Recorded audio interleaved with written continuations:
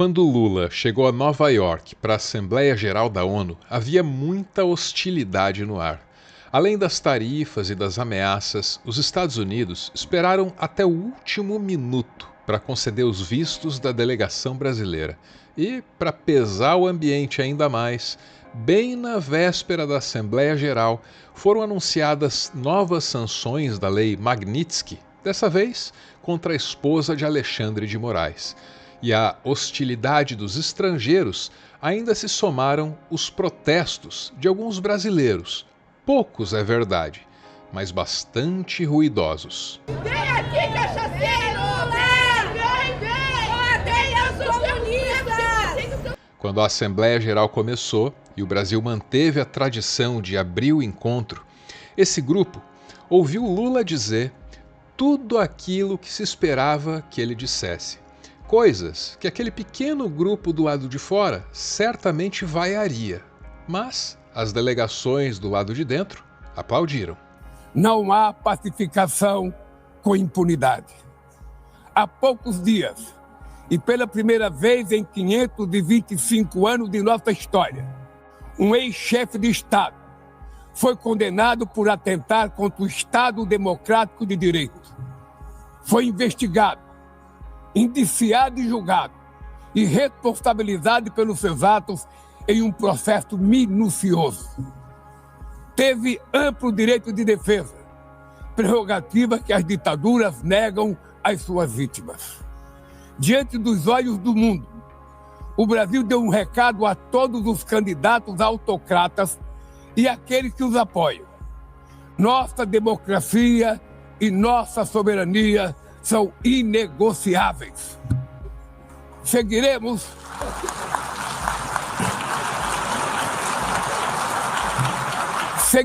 como nação independente.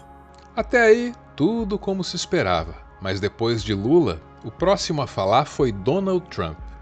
E o que ele disse certamente deve ter surpreendido as nossas estridentes manifestantes. Eu estava entrando e o líder do Brasil estava saindo. Nós nos vimos, ele me viu, eu o vi, e nós nos damos um abraço. E vocês acreditam que eu vou falar isso em 2 minutos? Mas, na verdade, concordamos de nos encontrar, de nos reunirmos na próxima semana. Não tivemos muito tempo para falar, foram 20 segundos, mas eu estou satisfeito, fico feliz de ter tido que esperar porque não funcionava muito bem. Nós falamos rapidamente e concordamos em nos reunir na próxima semana, se for de interesse. Mas ele me parece um homem muito bom, ele gostou de mim, eu gostei dele, mas eu só faço negócios com pessoas que eu gosto. Se eu não gosto delas, quando eu não gosto de alguém, eu não gosto de alguém. E essa é a grande notícia extraída da Assembleia Geral da ONU em 2025. Um encontro bilateral Brasil-Estados Unidos, tão aguardado, estaria no horizonte. É bom o Brasil se manter mobilizado pelos seus interesses. Houve muita pressão por um encontro assim. E agora que ele foi sinalizado, há esperança, mas também há muito temor sobre o que ele pode nos trazer.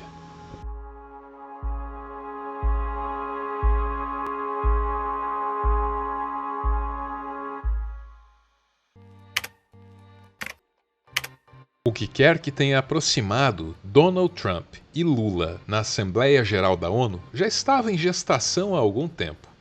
O jornalista Jamil Chad, por exemplo, apurou que certas empresas brasileiras, preocupadas com as sanções comerciais, já estavam trabalhando no lobby por esse encontro e viam na Assembleia a oportunidade perfeita. Mas isso não significa que o planejamento tenha retirado todo o espaço da espontaneidade. Aqui a gente recorre a outro relato, da Mariana Sanches. Os lados estavam tentando garantir esse aperto de mãos, e aliás, as fontes brasileiras me falaram de mão, mas o Trump já foi pro abraço, foi um abraço, 39 segundos, e eu gosto dele, não negocio com gente que não é meu amigo. Enfim, para alguém que estava há 3 meses, né, fazendo o que o presidente Lula chamou de um maior ataque à democracia brasileira em 40 anos, a virada foi impressionante.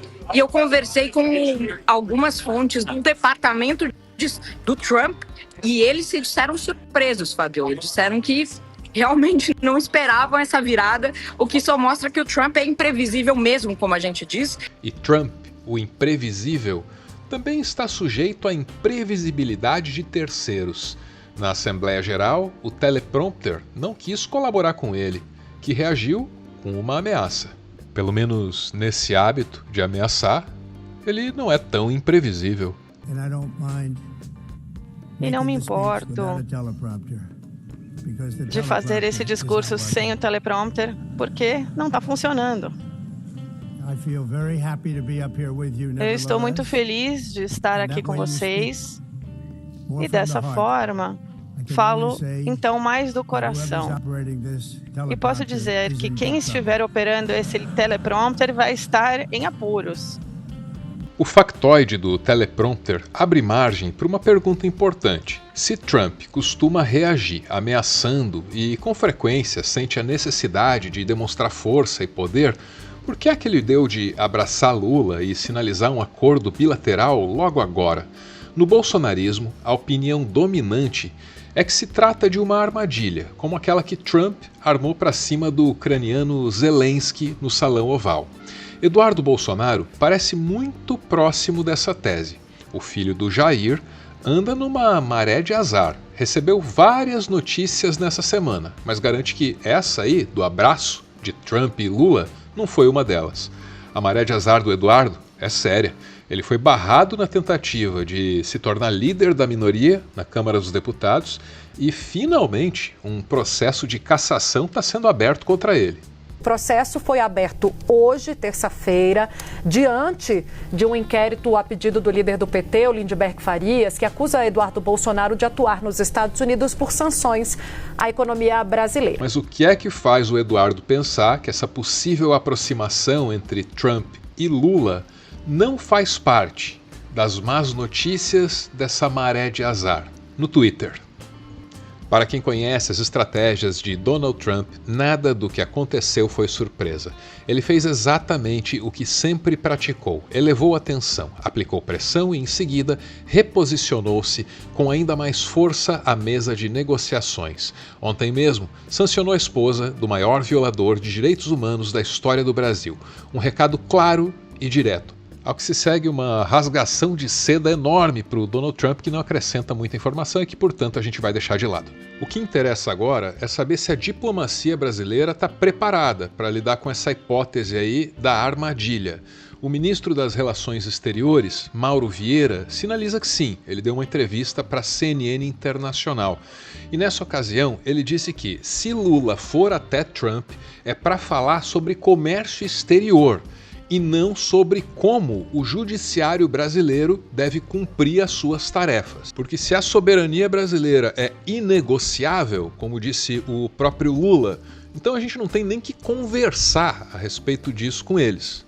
Eu devo perguntar ao senhor como, num palco público, o senhor responde ao discurso do presidente Trump e ao ataque específico ao Brasil, dizendo que eles irão falhar sem ele.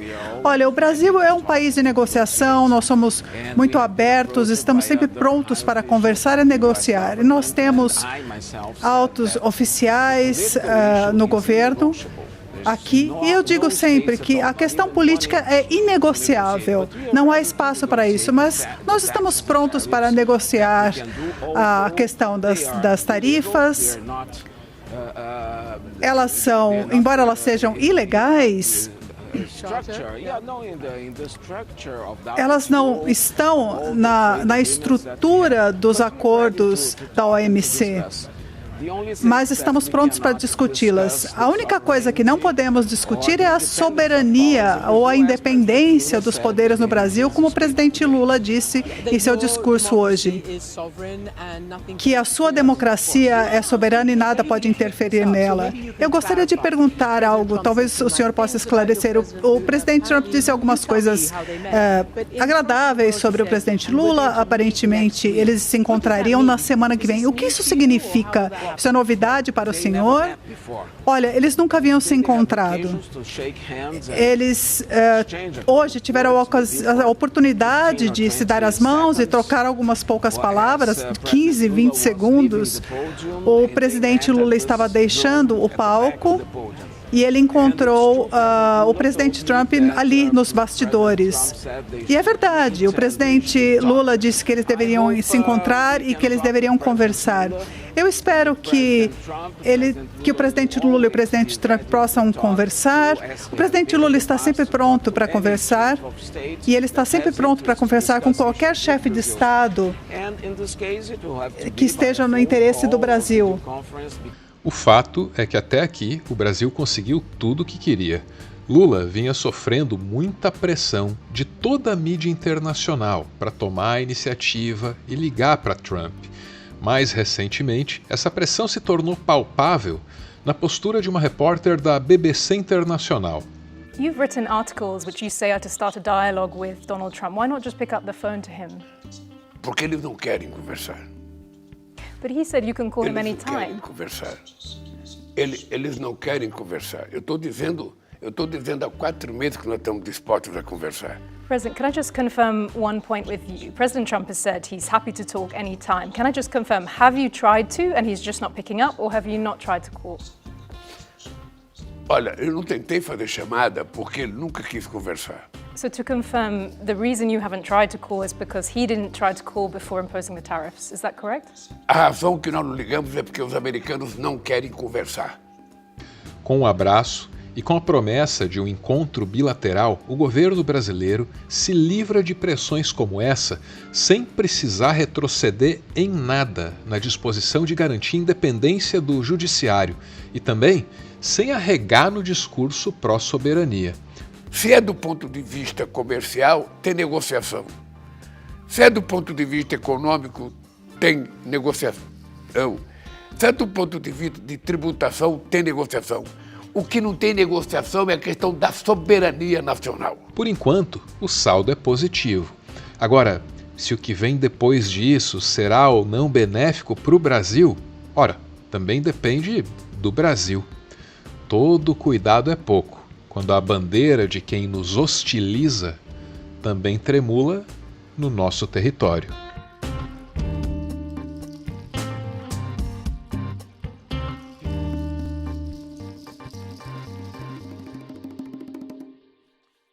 Ponto final em mais um textão que, como você percebeu, se concentrou na repercussão desses inesperados elogios do Trump para o Lula. Aí a gente acabou não abordando muito os discursos que foram proferidos na Assembleia Geral da ONU. Essa tarefa fica para o finalzinho, que é uma cortesia dos apoiadores desse canal. Eles me mandam áudios, eu edito esses áudios e assim nasce o finalzinho, também chamado de PS, do qual, aliás, você está convidadíssimo a participar. Você vai ouvir várias vozes aí. Uma dessas pode vir a ser a sua. Dá uma olhada no comentário que está fixado ali no topo da caixa. Bora pro PS. Hey, listen. Não dá para deixar de pensar sobre como, por que mecanismos o estadunidense elegeu esse cara e de novo. E por extensão, como nós elegemos algumas figuras, como nós elegemos esse parlamento que está disposto a sacrificar qualquer coisa pela própria blindagem, pela própria impunidade. É preciso repensar a nossa forma de comunicação.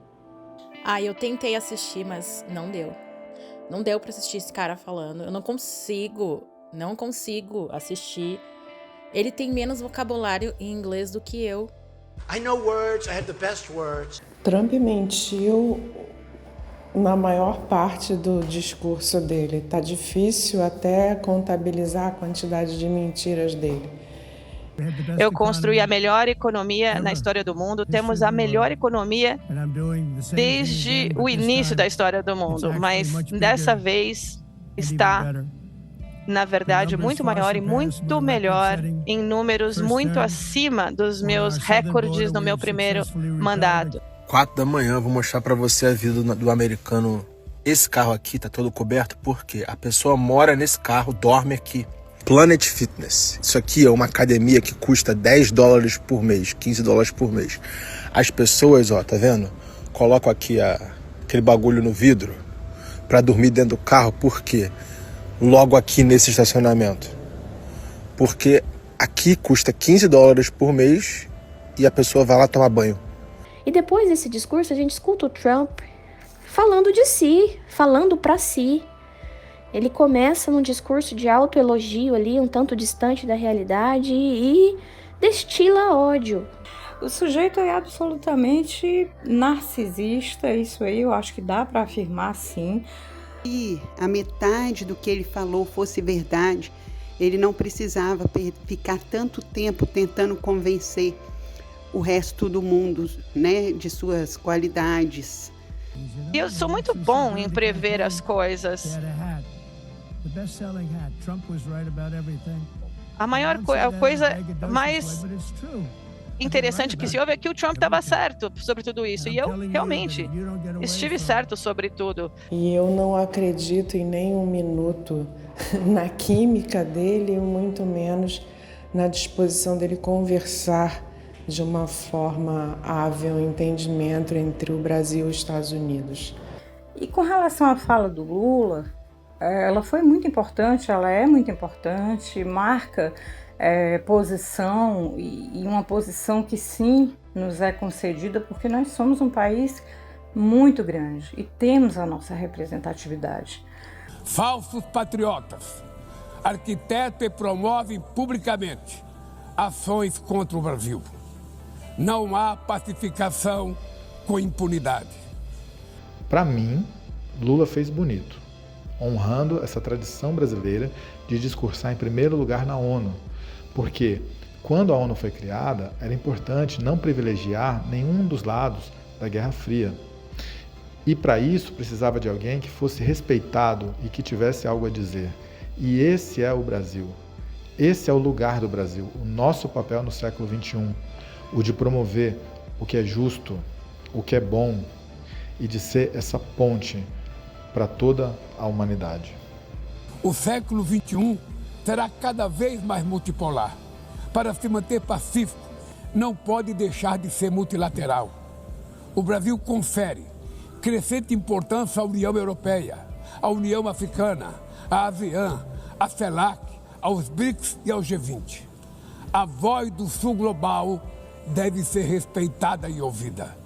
Se o Lula for pro Salão Oval, eu quero ver ele se sair tão bem quanto o Mujica do Uruguai. Uma vez ele foi encontrar o Obama no Salão Oval, aí sentou lá, toda aquela pompa e circunstância tal, e meteu uma assim: "Ô Obama, o país de vocês aqui tem que aprender a falar espanhol, viu?" O Obama regala o olho assim e ele emenda: "E português também, viu, Obama?" Sensacional essa cena. Tá num documentário sobre a vida do Mujica que você encontra na Netflix com muita facilidade. Chama El Pepe, Uma Vida Suprema. Dá uma olhada lá que você acha na Netflix. Você ali vai conhecer o Mujica assim por inteiro. Tem uma outra frase muito boa que ele diz pro entrevistador, que é alguma coisa como: "É uma delícia entrar no banco com uma escopeta. Todo mundo te respeita." Isso vindo de um velhinho simpático que adorava cultivar flores. Que personalidade o nosso Pepe Mujica. Que, aliás, foi homenageado pelo Lula nesse discurso aí da ONU em 2025. Acho que era isso que eu queria emendar, viu, gente? Isso e aquele pedido maroto que todo youtuber faz. Sabe qual, né? Se inscreve aí, por favor. Pô, só um cliquezinho. Valeu.